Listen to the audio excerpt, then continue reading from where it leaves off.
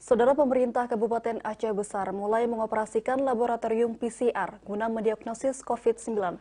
Keberadaan laboratorium ini ditargetkan mampu memeriksa 700 sampel setiap bulannya.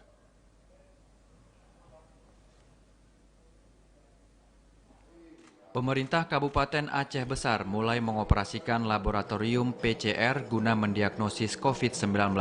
Pengoperasian laboratorium dengan metode deteksi DNA virus atau PCR ini dilakukan Bupati Aceh Besar Mawardi Ali. Meski baru diluncurkan, laboratorium yang berada di Gampong Bada, Kecamatan Inginjaya ini telah mendiagnosis 29 spesimen sejak beroperasi Februari lalu. Keberadaan laboratorium PCR diharap membantu mempercepat penanganan COVID-19 di Aceh Besar. Tak hanya itu, keberadaannya diharap mempermudah warga dalam memenuhi persyaratan jika ingin bepergian. Kondisi ini menyusul sejumlah kebijakan yang diterapkan pemerintah bagi pelaku perjalanan jika bepergian sebagai upaya mengantisipasi penyebaran COVID-19. Meski cenderung menurun, Pemkab Aceh Besar menyatakan komitmen dalam penanganan COVID-19. Ada juga yang namanya swab antigen. Kalau mau cepat antigen yang biasa kita itu bisa 15 menit. Tapi PCR yang memang dia sudah ada nilai diagnosanya itu bisa 2 jam. Cepat ya.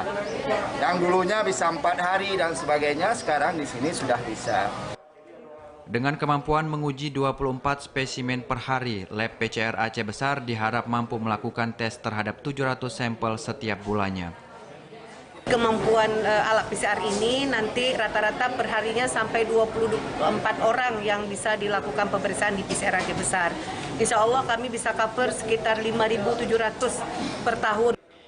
PCR adalah salah satu metode pemeriksaan medis untuk mengetahui adanya COVID-19 dalam tubuh seseorang.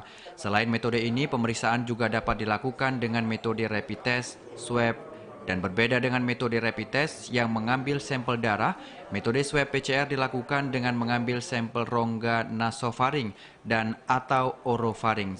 Dari Aceh Besar, Arman Konadi, TVRI melaporkan.